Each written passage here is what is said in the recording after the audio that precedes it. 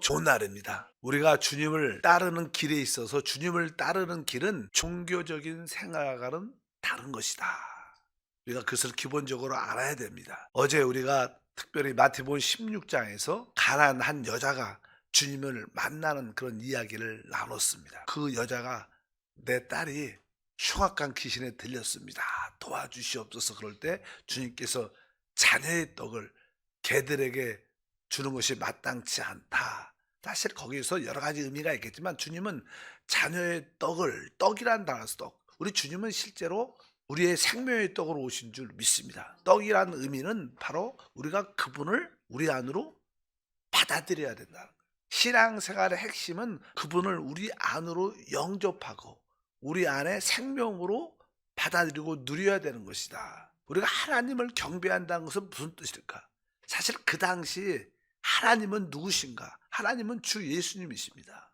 근데 우리 주 예수님은 예루살렘 성전에 거기 계시지 않고 지금 이방인 광야 지역에 나와 계셔요. 거기서 한 여자가 주님을 부르고 그분을 생명의 떡으로 또 떡의 부스러기를 가지고 그것을 누리고 있었어요. 그런데 한편적으로 예루살렘 성전에서는 거기 제사장들과 종교인들이 하나님을 나름대로 경배하고 있었습니다. 동시에 그 일이 일어난다. 어제 그런 말씀을 드렸죠. 그들이 예루살렘 성전에서 그들이 경배하는 하나님은 누군가? 그분은 주 예수님이십니다. 그분이 하나님이시니까 우리가 분명히 알아야 됩니다. 많은 사람들은 이 하나님에 대해서 경배하는 법, 어떤 형식과 의식을 강조할 수 있을지라도 우리는 우리 주님의 관심은 그게 아니라 바로 주님을 생명의 떡으로 받아들이고 누리는 것을 관심하신다. 그런 것을 우리가 기본적으로 이해해야 될 걸 알아야 됩니다. 그래서 우리의 근본적인 신앙생활의 문제는 질문은 무엇이냐? 하나님은 어디에 계시는가? 우리가 늘 섬긴다는 그 하나님은 어디에 계시는가? 한마디로 하나님은 그리스도 안에 계십니다. 사실 그분이 하나님이시지만 그러니까 어쩌면 우리가 그리스도를 경배할 때 그것이 곧 하나님을 경배하는 것이다. 하나님은 어디에 계시는가? 그리스도 안에 계신 것을 알아야 됩니다. 그래서 이제 마태복음 16장에 가장 중요한 이야기들이 나옵니다. 마태복음 16장에 우리가 너무나 잘 아는 이야기죠. 주님이 너희는 나를 누구라고 하느냐?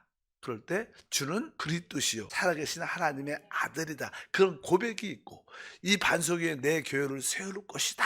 여러 가지 항목들이 쭉 나옵니다. 중요한 항목이죠. 우리가 진짜 주님을 따르려면 주님을 경배하려면 우리는 적어도 이 몇 가지 어떤 단어에 이해가 있어야 돼. 그래야 진짜 하나님을 섬기게 될 줄 믿습니다. 그 내용이 마태복음 16장에 나오죠. 마태복음 16장 16절 베드로가 대답을 합니다. 시몬 베드로가 대답하여 이르되 주는 그리스도시요 살아계신 하나님의 아들이시니이다. 아멘. 우리가 진짜 주님을 경배하고 주님을 섬기려면 첫 번째로 그리스도가 무엇인지 누구이신지를 알아야 돼요. 그리스도 없이 하나님을 섬기는 것을 우리가 보통 종교다 얘기합니다.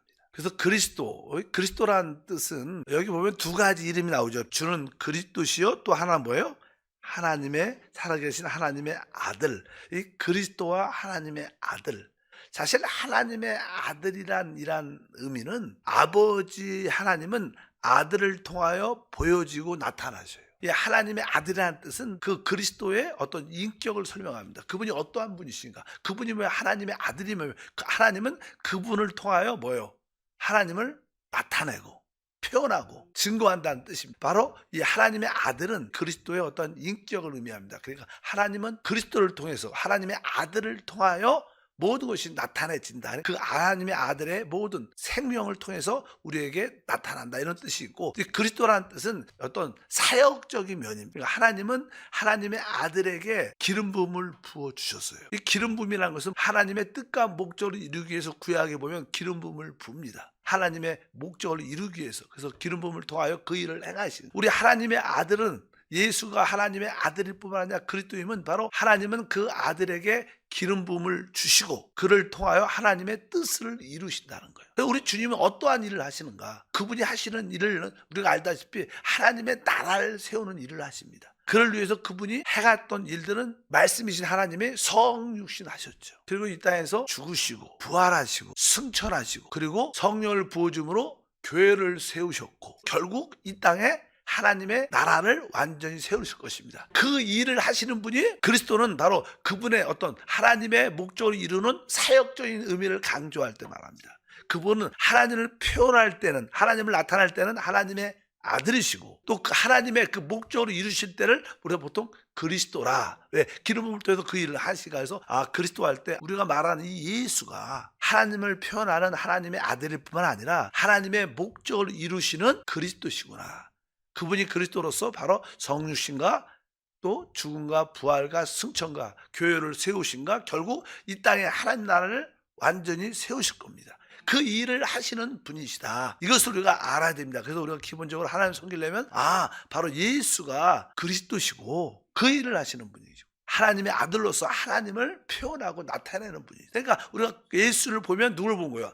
하나님 아버지를 본 거다. 이렇게 말씀하는 줄 믿습니다. 그래서 기본적으로 주님을 섬기기 위해서 우리 그리스도와 하나님의 아들에 대한 이해를 가져야 돼요.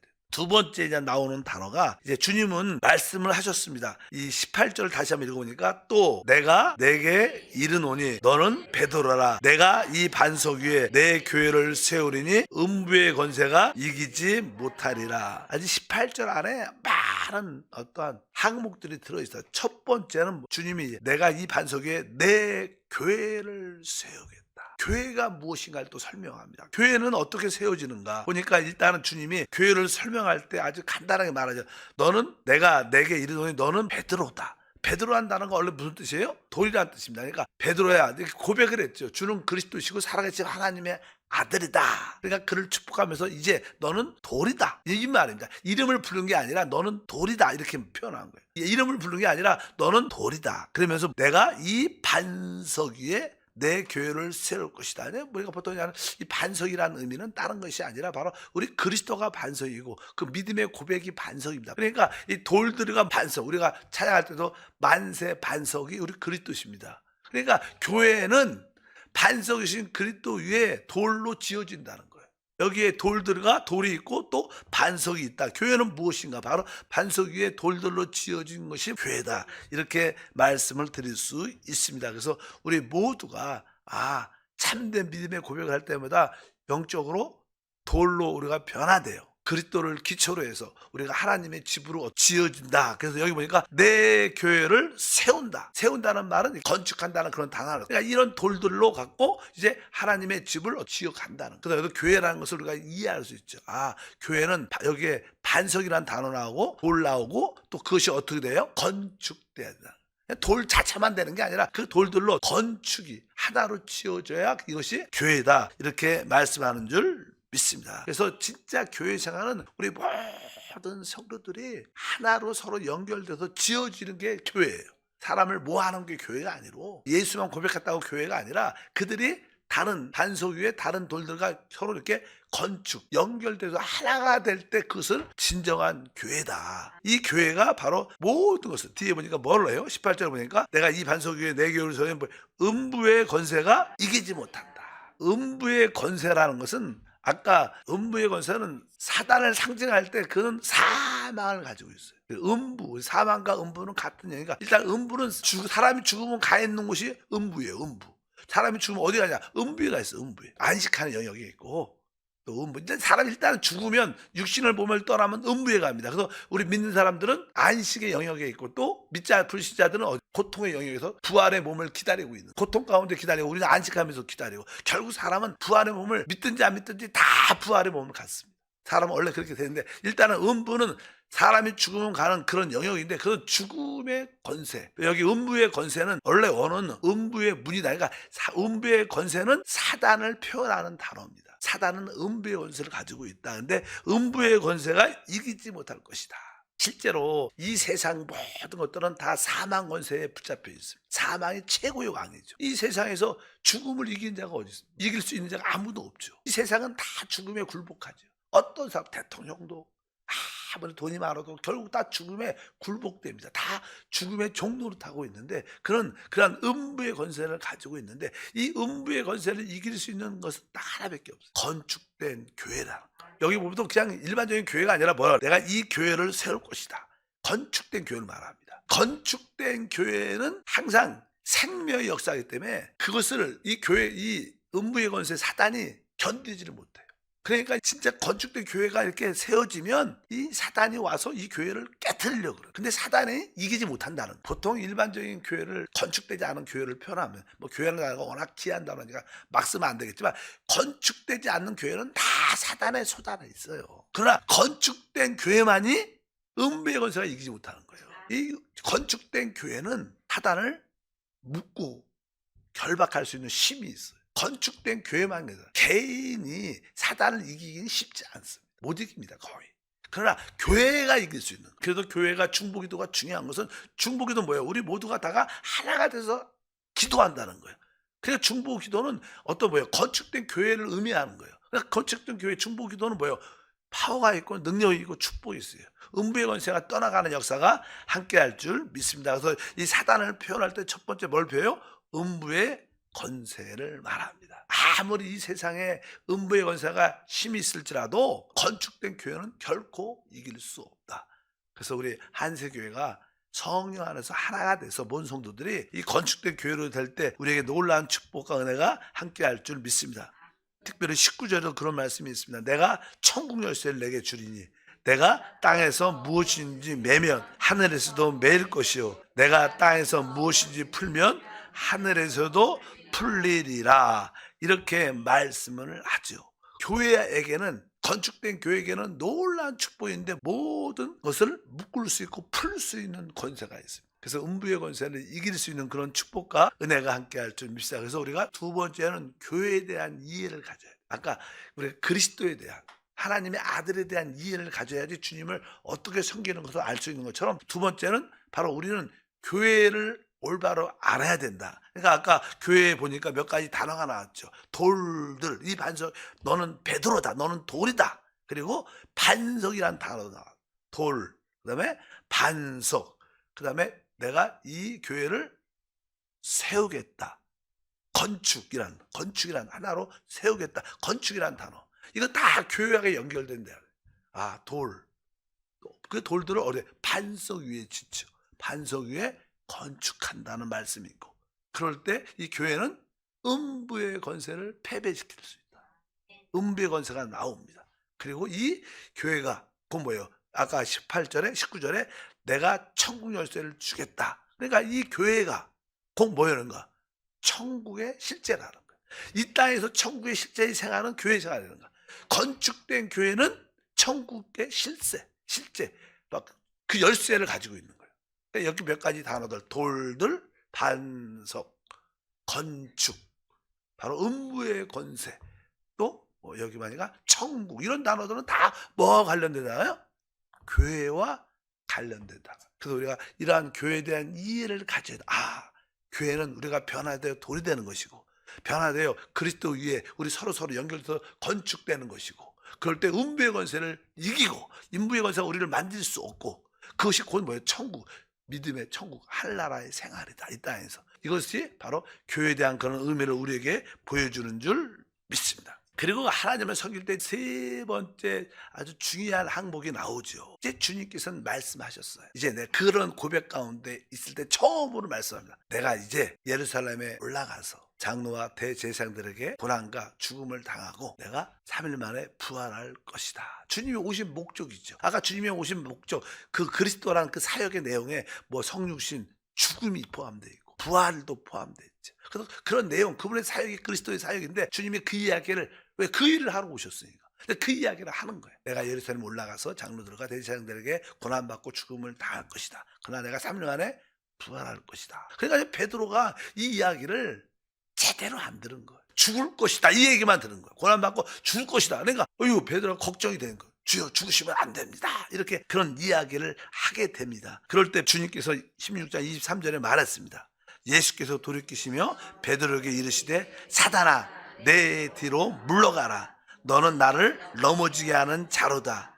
내가 하나님의 일을 생각하지 아니하고 도리어 사람 일을 생각하는도다 하시고, 그래서 주님이 베드로에 대해서 사단아 내게 물러가라, 그럼 이렇게 말씀합니다.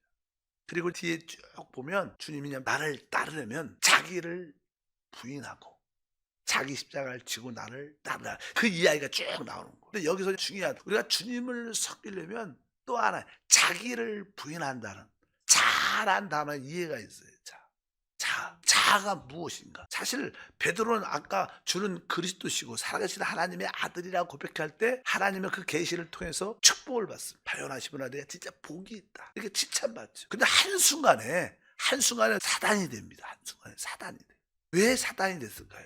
이것은 다른 것이 아니라 바로 그가 하나님의 일을 생각하고 사람의 일을 생각하는. 그러니까 대부분 우리 자아는 어디에 들어냐? 우리의 생각 안에 들어있어요. 우리 보통 아까 사단 이야기 나서 음부의 권사, 음부의 권세, 그렇게 맞아요. 근데 이 사단은 어디에 있는가? 우리가 솔직히 말해서 사단은 어디에 있는가? 사단은 사실 아까 말씀드린 것처럼 이 음부의 권세를 대표하는 이 사단은 실제로 건축된 교회를 이길 수 없어요. 하나로 된 교회를 사단은 결코 이기지 못합니다. 그런데 개인적으로는 사단이 사람을 이기죠. 교회를 어떻게 보면 건축되게 교회를 이기지 못하지만 사람을 건축되지 못하도록 분열시키면 그가 이기는 길을 가져요. 그래서 그가 하는 일은 교회를 분열시키고 나누는 거. 항상 우리가 나눈다는 기본적인 의의는 서로의 의견을 달리 갖게 하고, 의견의 핵심은 어디서 나와? 자아에서 나와. 그 자기를 부인하지 않으면 자기의 의견이 있어요. 거기서 사단이 어디 있는가? 사단은 사실은 자아 안에 있어. 자아 안에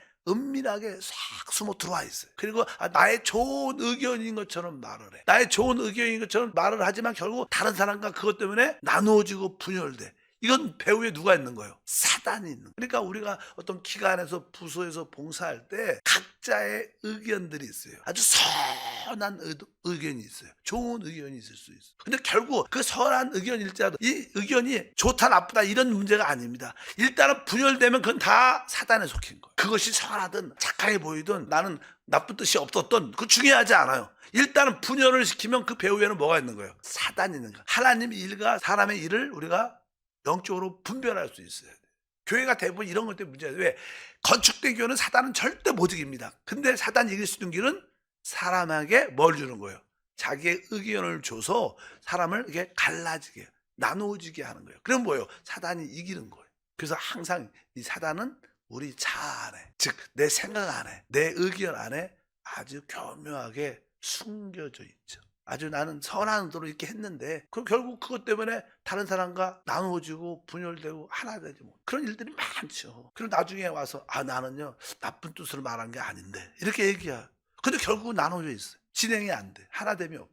그럼 뭐 누구한테 속은 거예요? 사단한테. 왜? 사단은 건축된 교회는 절대 못 이깁니다. 근데 그러나 그가 이기는 길을 알아요. 사람의 자아 안에 들어가서 의견을 갖게 하고 그 의견을 말미암아 다른 사람과 나눠지게 만드는 일을 주로 하죠. 원래 우리가 주님께서 말씀하셨어요. 주님이 내가 예루살렘에 올라가서 장로들과 대제장들에게 고난받고 죽은 다음에 3일 만에 부활할 것이다.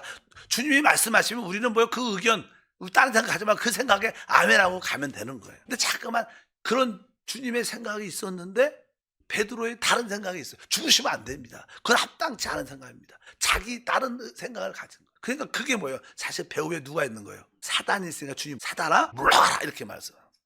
그러니까 항상 사단이 어디 있는가? 아까 우리 그리스도가 어디 있는가? 하나님은 그리스도 안에 계시지만 사단은 어디 있는가? 우리 자아 안에. 우리 생각, 자아는 우리 주로 생각 안에 있죠. 생각은 우리의 의견을 대표하는 거예요. 그래서 우리가 그것을 분명히 알아야 진짜 주님을 섬기는 길을 제대로 볼 수 있다. 우리가 이 자기 자아에 대한 인식과 깨달음이 피비침이 없으면요 주님을 섬기는 것은 다 자기. 제가 며칠 전에 어떤 간증을 하나 들었어요. 어떤 재직 장로님이시래요. 근데 그분이 아주 열정이 많으셔. 갖고 선교도 많이 돕고 많은 일을 하셔요. 나도 그냥 소문을 들었죠. 근데 나는 그 이야기를 듣고 나서 조금 제 느낌에도 편치 않는 거예요. 왜냐하면 그분이 그 어떤 선교를 하고 만약에 선교사를 도울 때도 사실 모든 봉사는 교회 중심으로 담임 목사 중심으로 모든 것이 이루어지는 게 합당한 교역자 중심으로.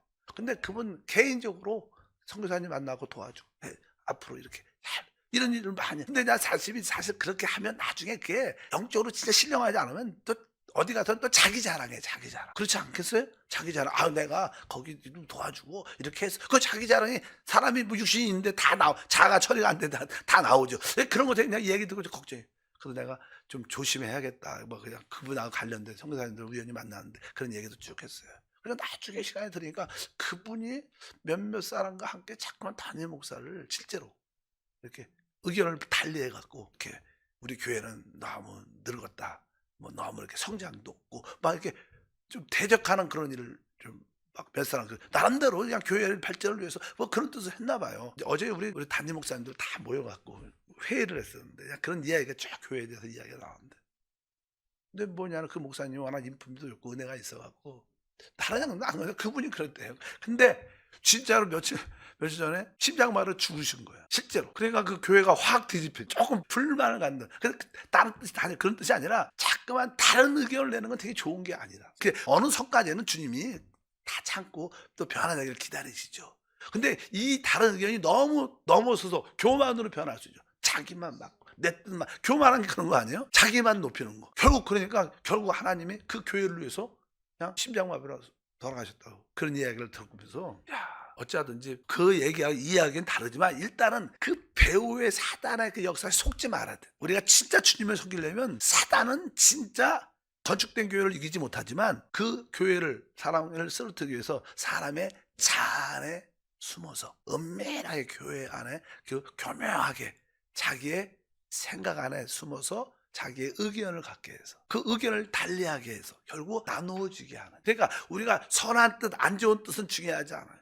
나누어지면 그건 문제가 있는 거예요. 우리가 어떤 의견을 가져도 우리가 말할 수 있죠. 그러나 어떤 뜻이 정해지면 그냥 하나됨으로 그 안에 가면 되는 거예요. 계속 자기 의견을 붙잡고 주장하고 관철시키려고 하는 그런 것들이 사실 사단의 역사다. 베드로는 그런 겁니다. 주님과 다른 의견을 가졌기 때문에 그런 순간적으로 사단이 됐다. 사단이 멀리 있는 게 아닙니다. 우리 자 안에 있기 때문에 자에 대한 인식이 올바르면 우리가 주님을 제대로 섬기는 길을 갈 수 있어요. 주님을 섬기려면 그리스도와 하나님의 아들에 대한 이해와 깨달음과 그 다음에 교회에 대한 이해 그리고 자에 대한 이해를 확실하게 갖고 있어야 된다. 하나님 다시 한번 간구합니다. 주님을 섬기는 길에 대해서 영적인 이해와 깨달음이 있게 도와주시고 어떠한 외적인 행위와 의식이 아니라 그 가나안 여자처럼 주님을 우리 안에 깊이 받아들이고 생명의 떡으로 취하는 것이 참된 경배임을 알게 하옵소서. 주 예수 이름으로 기도함나이다. 아멘.